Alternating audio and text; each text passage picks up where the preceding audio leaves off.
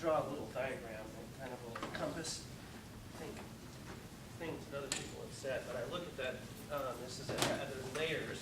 So we had the individual, and there's a set of barriers that go with the individual, and then we have our community, and then maybe a bigger one would be on our state.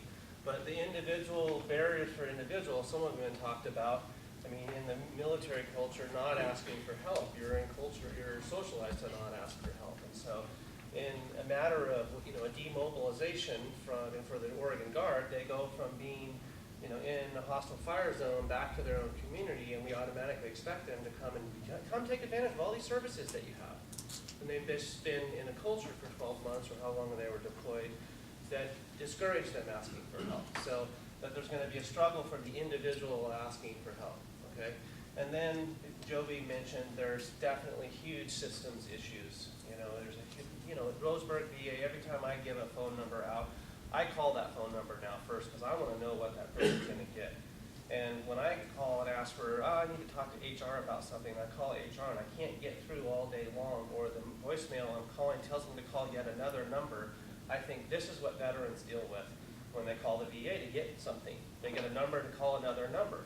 So if they're already working on overcoming the individualistic issue for asking help, but they need a system that's resistant to them or isn't sensitive to them, then they're certainly going to be more inclined to give up. So we need to figure out a way with all of our interests to how to negotiate and help them negotiate the system.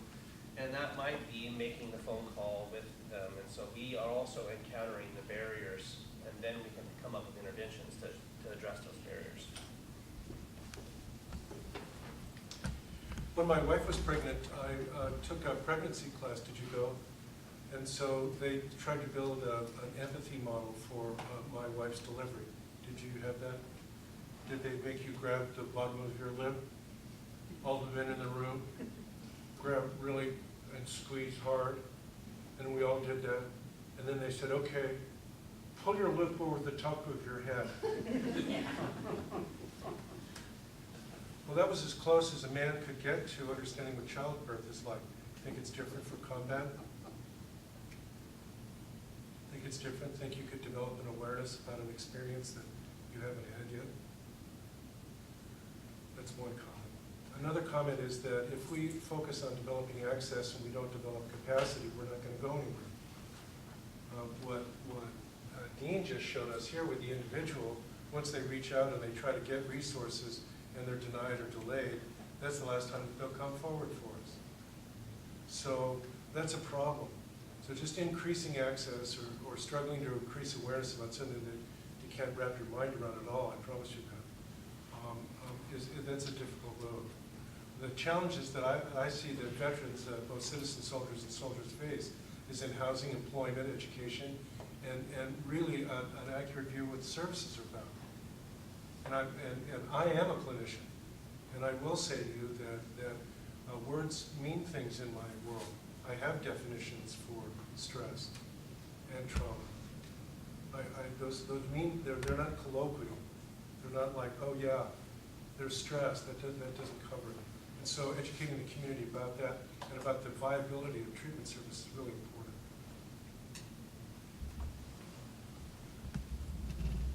I could agree with everything.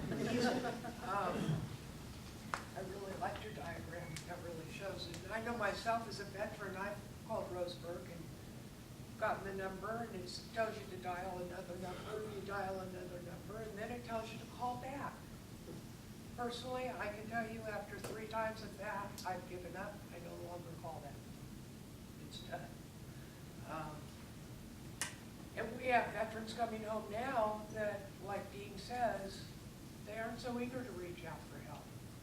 So when we do get them to finally reach out for help, and they do meet situations like that, or they meet people out in the community that aren't very friendly,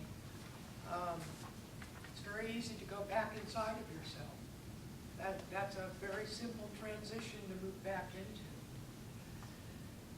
A couple things I noticed for women veterans in particular. People are coming back, they don't have jobs. They don't have the same jobs to go back to. I keep getting asked over and over again, how am am I supposed to go to my mental health appointment with my children? What am I supposed to do with them? I can't take them in the appointment with me. There's a big issue around childcare. Women, veterans can't go out and look for jobs. It's really difficult if they have their kids with them. They don't have any childcare and they don't have any real money to go out and get childcare. I see the yellow card, so I guess one of the big things for women veterans is childcare, access to childcare. And I want to add something to mine, because I will say quite often that veterans are told when they're in the service to not ask for help. Okay, and I think it's really relevant to our community that, for example, the 41st Brigade that came back in April, they were told, tell that Army doctor on Fort Lewis what your problems are. The Guard made a concerted effort to get these people to overcome the barrier and ask for help. And what happened when they got to Fort Lewis was that the number of 2,700 troops stressed the Fort Lewis system in terms of processing them, and as a system, Fort Lewis decided to ram this group through. So even when we do on the military end get them and coach them to ask for help, the other half of the system doesn't often work. And Paul said something that's really important. So you get a group of veterans to overcome a barrier, and then and told to ask for help, and they get pushed through. They're not inclined to trust us again. So another barrier is trust. And for them, when they feel like we care, then they buy in. But they start from a place of, I don't know if this person cares. And what happened to our whole Oregon State Guard troops was they got a message pretty systemically that we didn't care, or that base didn't care. So for this group, 2,700, we already have a barrier that we know. They didn't get processed fairly. They didn't get encouraged to report their problems. So when they come into contact with us, we already have a barrier to overcome, which is their trust. Well, I don't feel qualified to answer the question because I don't know what all the challenges are. But I believe we've answered or at least identified some of what the challenges are. For me and the project that I've been working on, it answers a lot of questions for me as to what are some of the challenges in regards to recreation. And I think part of that for me is one of the things that Joby brought up, which is the access to disabled benefits and identifying where does someone get those benefits and the whole process of being denied the first time. And what I've found in some of my interactions with veterans who are injured, they don't necessarily see themselves as disabled. They see themselves as having an injury that they'll get better, that they will overcome that, and don't necessarily need some of the services that I have available. So it's interesting in the mindset of going back to what Dean was bringing up about an individual who isn't asking for help, and we've got services available to help them, and yet we've got a system that has created that area. Great. Well, we're definitely moving right on time, so that's good. Looks like we have about 15 minutes for any kind of question and answer. If you want to direct it towards an individual or a couple individuals, that's great. Give them plenty of time to try and elaborate without taking up too much time. That would be great. If anyone else has a question?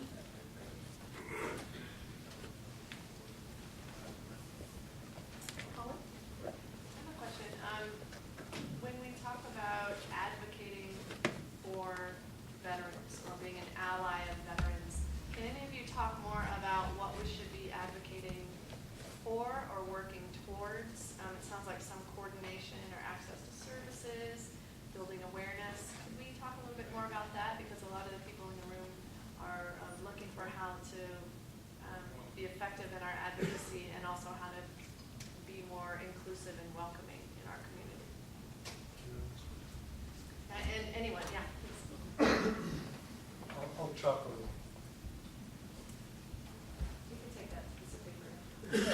is a model that is used in school, but it applies for all wars.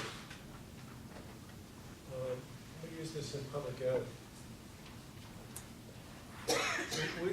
We talk about increasing awareness. The bottom part of this triangle is the great majority of soldiers that will come back and reintegrate relatively smoothly.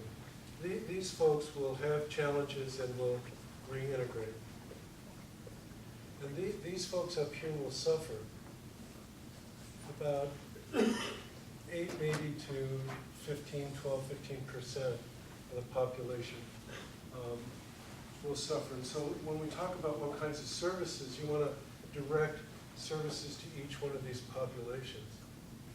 These folks are PTSD or combat operational stress folks who can suffer. These people may integrate their stress as combat stressful and then their life stressful. So there's 3 different domains to hit here. This model I think is useful. We use it in public ed, and I think it applies here to almost all disease processes.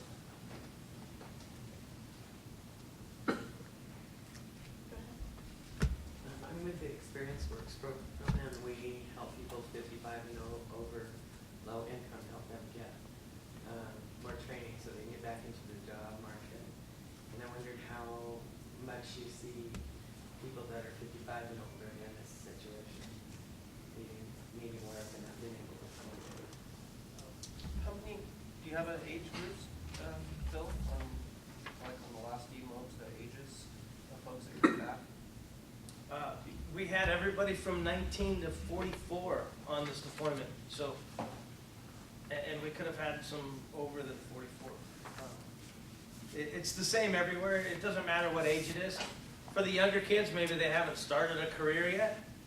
For the older adults, maybe they have a career already started and their job's still there for them when they come home. So it all depends on what they've had before they left and what they want to do when they get back. I was going to add to that is Harold and I work in a program specifically for homeless veterans finding employment. I think roughly we got about 30, right around 30 that we're working with right now, and at least half, if